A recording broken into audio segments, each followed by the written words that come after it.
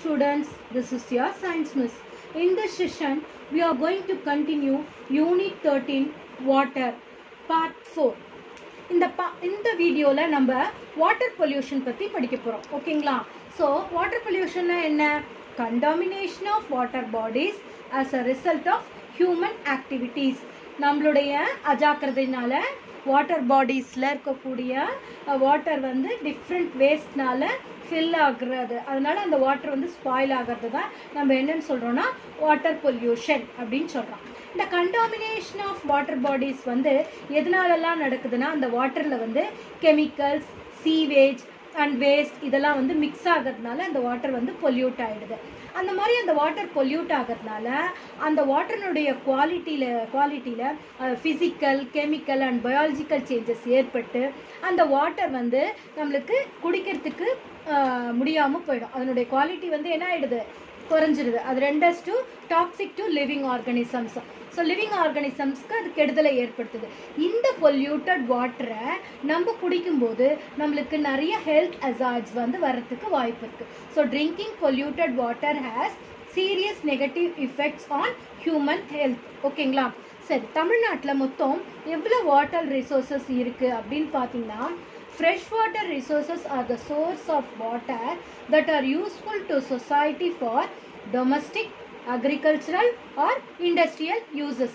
So there are 17 major river basins in Tamil Nadu with 61 reservoirs and approximately 41,948 tanks. ஓகேங்களா? So அதுக்கப்புறம் நம்மளுக்கு எப்போல்லாம் வந்து மான்சூன் மழை பெய்யுதோ அப்போல்லாம் வந்து அண்டர் கிரவுண்டில் வந்து தண்ணி போய் ஸ்டோர் ஆகும். ஸோ அந்த அண்டர் கிரவுண்ட் சோர்ஸ் ஆஃப் வாட்டரை வந்து நம்ம என்னன்னு சொல்லுவோம்னா அக்விஃபயர்ஸ் அப்படின்னு சொல்லுவோம். Aquifers are layers below the ground made of coarse sand and gravel that contain spaces allowing rain water collection. மழை பெய்யும் போது அந்த மழை தண்ணி வந்து நேராக அண்டர் கிரவுண்ட் பூமிக்குள்ளே போயிட்டு அப்படியே ஸ்டோர் ஆகிடும். அந்த கல்லுக்கு அந்த பாறைங்களுக்கு நடுவில் வந்து உள்ளே போய் ஸ்டோர் ஆகிடும். ஸோ அந்த தண்ணியை வந்து நம்ம போர் பம்ப் போட்டு போர்வெல்ஸ் வழியாக என்ன பண்ணலாம்? ஓப்பன் பண்ணி எடுத்து அதை யூஸ் பண்ணிக்கலாம். ஓகேங்களா?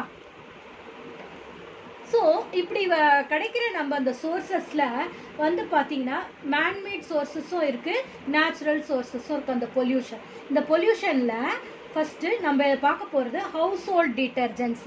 ஸோ அதிகமாக வாட்டர் பொல்யூட் ஆகிறதுக்கு காரணம் வந்து ஹவுஸ் ஹோல்ட் டிட்டர்ஜென்ட்ஸ் தான். வீட்டில் நம்ம துணி துவைக்கிறதுக்கு சோப்பெல்லாம் யூஸ் பண்ணுறோம் இல்லையா? ஸோ அந்த இதெல்லாம் வந்து போய் கெமிக்கல்ஸால் ஆனது. அந்த கெமிக்கல்ஸ்லாம் என்ன ஆகுது? போயிட்டு தண்ணியில் கரைஞ்சி அந்த தண்ணியை வந்து பொல்யூட் பண்ணிடுது. Household and cleaning detergents are the major cause of water pollution. இது அதிகமாக யூஸ் பண்ணும்போது, டிட்டர்ஜென்ட்ஸ் அதிகமாக யூஸ் பண்ணும்போது, excessive use of detergents adversely affect fish and other organisms. தண்ணியில் வாழக்கூடிய உயிரினங்கள் வந்து அது அதிகமாக பாதிக்குது. அது இல்லாமல் நம்ம நார்மலாக யூஸ் பண்ணுற shampoo, face wash, shower gel, toothpaste இதிலெல்லாம் வந்து குட்டி குட்டியாக small round pieces of plastic வந்து ஆட் பண்ணியிருக்காங்க. அந்த பிளாஸ்டிக்கை வந்து என்னன்னு சொல்கிறோன்னா மைக்ரோ பீட்ஸ் அப்படின்னு சொல்கிறோம். பல காரணங்களுக்காக இந்த மைக்ரோ பீட்ஸ்லாம் ஆட் பண்ணியிருக்காங்க. ஆனால் இந்த மைக்ரோ பீட்ஸை ஃபிஷ்ஷஸ் அண்ட் அதர் அனிமல்ஸ் சாப்பிடும்போது அதுக்கு என்ன ஆகும்? It will leads to the death of that particular organism. ஓகேங்களா? ஸோ அடுத்தது செகண்ட் ரீசன் பார்த்தீங்கன்னாக்கா, அந்த பொல்யூஷன் ஏற்படுறதுக்கு காரணமாக இருக்கிறது டொமஸ்டிக் சீவேஜ். டொமஸ்டிக் சீவேஜ்னா நம்மளுடைய வீட்டிலேருந்து வரக்கூடிய அந்த சாக்கடை தண்ணின்னு சொல்லுவாங்க இல்லையா? அதுதான் domestic sewage. Waste water that is disposed of from household is known as domestic sewage. The domestic sewage should be treated before being disposed of into the water bodies like rivers and lakes. அதாவது இந்த சாக்கடை தண்ணி எல்லாம் வந்து எடுத்துகிட்டு போய் கடல்லையோ ரிவர்லேயோ லேக்லேயோ நம்ம வந்து டிஸ்போஸ் பண்ணுறதுக்கு முன்னாடி அந்த சீவேஜ் வாட்டரை நம்ம ப்ராப்பராக ட்ரீட் பண்ணி அதில் இருக்கக்கூடிய சாலிட் வேஸ்ட் எல்லாம் ரிமூவ் பண்ணி அதில் இருக்கக்கூடிய டிசீஸ் காசிங் பேத்தோஜன்ஸ் எல்லாம் ரிமூவ் பண்ணிவிட்டு அதுக்கப்புறம் தான் அதை வந்து என்ன பண்ணணும், அந்த வாட்டர் பாடிஸில் மிக்ஸ் பண்ணுறதுக்கு அலோவ் பண்ணணும்.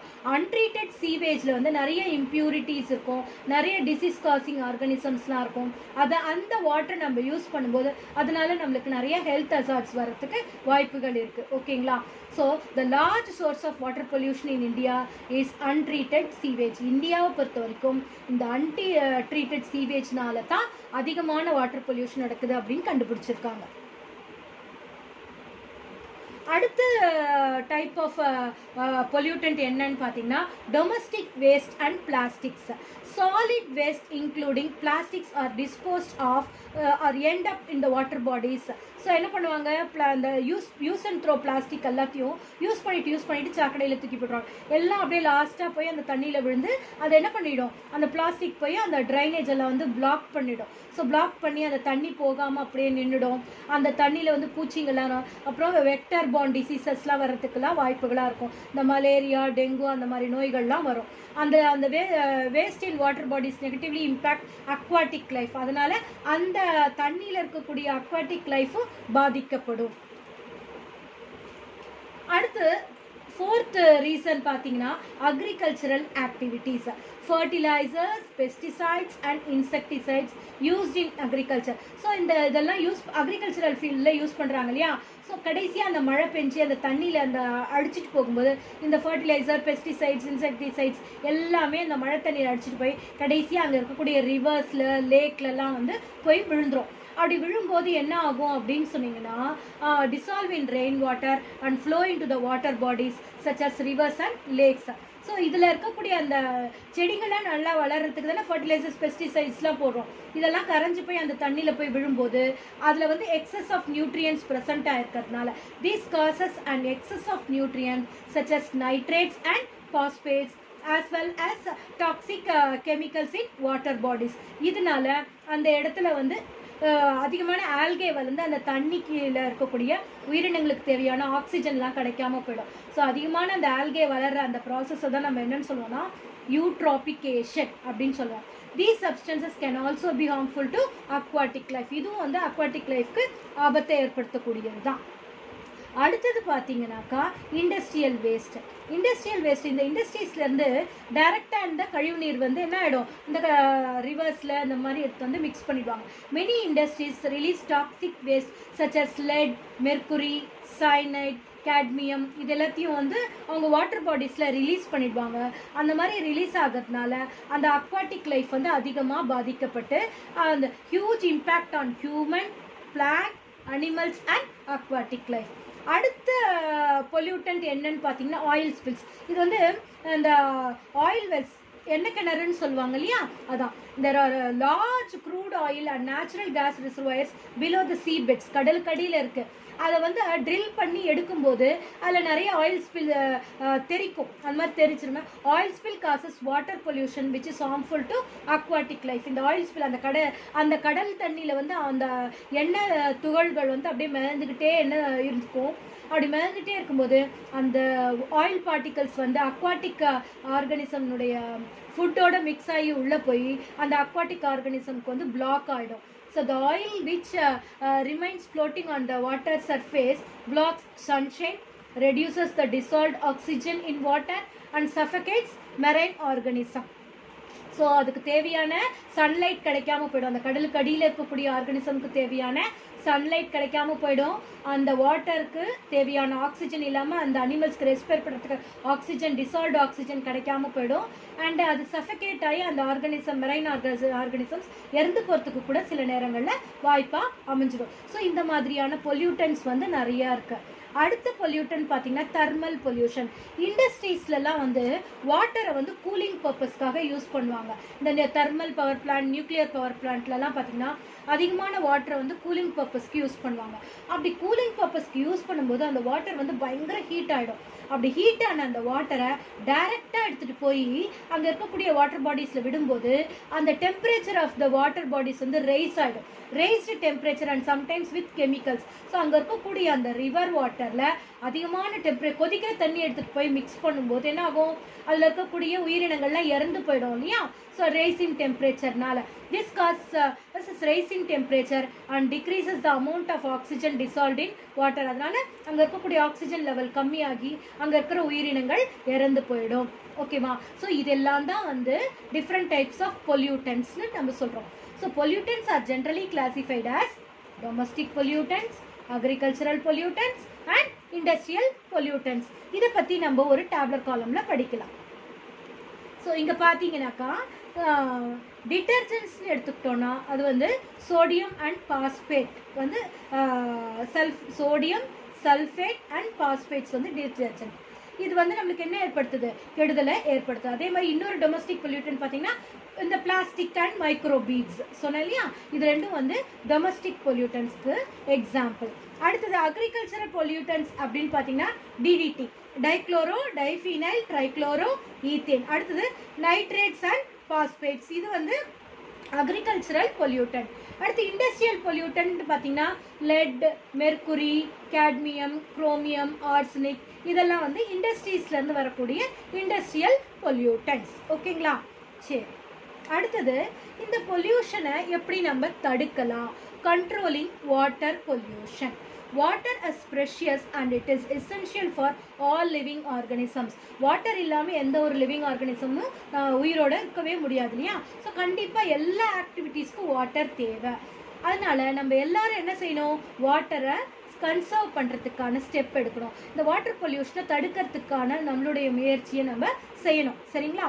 All of us can take immediate steps to save our precious water bodies from pollution. அதுக்கு நம்ம என்னெல்லாம் செய்யலாம் அப்படின்னு பார்த்தீங்கன்னா, use detergents that are biodegradable and avoid those that contain toxic chemicals. நம்ம டிட்டர்ஜென்ட்ஸ் யூஸ் பண்ணும்போது பயோடிகிரேடபிள் டிட்டர்ஜென்ட்ஸாக யூஸ் பண்ணணும். Toxic chemicals ப்ரெசென்ட்டாக இருக்கக்கூடிய டிட்டர்ஜென்ட்ஸை நம்ம யூஸ் பண்ணக்கூடாது. சரிங்களா. அடுத்தது வேர் clothings that are made from natural fiber such as cotton and avoid wearing synthetic fibers such as nylon, polyester, etc. So எப்பவுமே நம்ம காட்டனால் ஆன துணி க்ளோத்ஸை தான் யூஸ் பண்ணணும். நைலான், பாலிஸ்டர்லாம் வந்து அதிகமாக பயன்படுத்தக்கூடாது. அதிகமாக நம்ம பயன்படுத்துறதுனால தானே அதிகமாக உற்பத்தி செய்கிறாங்க. ஸோ யூஸ் பண்ணாமல் இருந்தோம்னா கொஞ்சம் கொஞ்சமாக அதனுடைய யூசேஜ் குறைஞ்சிடுச்சுன்னா அதை மேனுஃபேக்சர் பண்ண மாட்டாங்க இல்லையா. சரியா. do not throw waste such as plastics into water bodies. நம்ம யூஸ் அண்ட் த்ரோ பிளாஸ்டிக்கை கூட என்ன செய்யக்கூடாது, த்ரோ பண்ணக்கூடாது, தனியாக ரீசைக்ளிங்க்கு அனுப்பிச்சிடணும். அந்த பிளாஸ்டிக் பொல்யூஷனை தடுக்கணும். அப்போ வாட்டர் வந்து ஆட்டோமேட்டிக்காக பொல்யூட் ஆகாமல் நம்ம சேவ் பண்ணலாம். அடுத்தது நான் ரீசைக்கிள் அண்ட் ஸோ அந்த வேஸ்ட்டை நம்ம என்ன செய்யணும்னா recyclable waste, non recyclable waste and biodegradable வேஸ்ட்னு சொல்லி தனித்தனியாக பிரித்து பொல்யூஷன் ஏற்படாமல் நம்ம பாதுகாக்கணும். ஓகேங்களா. Domestic waste water should be treated properly. அதுதான் நம்ம சீவேஜ் வாட்டர்லாம் வந்து வாட்டர் பாடிஸில் ரிலீஸ் பண்ணுறதுக்கு முன்னாடி அதை ப்ராப்பராக ட்ரீட் பண்ணிவிட்டு அதில் எந்த ஒரு ஹார்ம்ஃபுல் சப்ஸ்டன்சஸும் இல்லை, எதுவுமே இல்லை, டாக்ஸிக் கெமிக்கல்ஸ்லாம் எதுவுமே இல்லை, டிசீஸ் காசிங் பேத்தோஜன்ஸ் எதுவும் இல்லை அப்படிங்கிறத கன்ஃபார்ம் பண்ணிவிட்டு அதுக்கப்புறம் அந்த வாட்டரை வந்து நம்ம ரீயூஸ் பண்ணிக்கலாம். ஃப்ளஷிங் ஆஃப் டாய்லெட்ஸு, கார்டனிங்க்கு, இதுக்கெல்லாம் வந்து அந்த வாட்டரை நம்ம ரீயூஸ் பண்ணிக்கலாம். ஓகேங்களா. கன்சர்வேஷன் ஆஃப் வாட்டரில் இது ஒரு முக்கியமான ஸ்டெப்.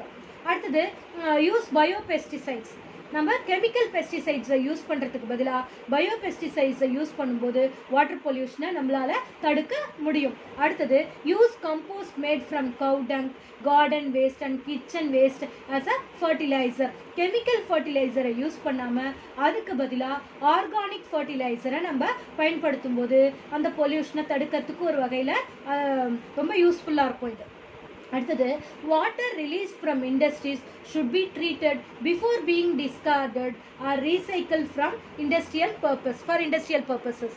ஸோ இண்டஸ்ட்ரீஸ்லேருந்து வெளியில் வரக்கூடிய அந்த கூலிங்காக யூஸ் பண்ண வாட்டராக இருக்கலாம், கெமிக்கல் மிக்ஸ் பண்ண வாட்டராக இருக்கலாம், எதுவுமே வந்து டைரெக்டாக வாட்டர் பாடிஸில் வந்து நம்ம டிஸ்சார்ஜ் பண்ணாமல் அதை ப்ராப்பராக ரீசைக்கிள் பண்ணி ப்ராப்பராக ட்ரீட் பண்ணி அது வந்து ஹார்ம்ஃபுல் சப்ஸ்டன்ஸ் எதுவும் இல்லைன்னு கன்ஃபார்ம் பண்ணதுக்கு அப்புறம் தான் அதை என்ன பண்ணணும், டிஸ்கார்ட் பண்ணணும். ஓகேங்களா? So students, go through the video once or twice for your better understanding. Find the answers for the evaluation part. Students, watch the evaluation video for this lesson. I have uploaded in my channel. இதுக்கான link வந்து கீழே description பாக்ஸில் கொடுத்துருக்கேன். கண்டிப்பாக போய் evaluation பார்த்து பாருங்கள். ஓகேவா? Thank you students.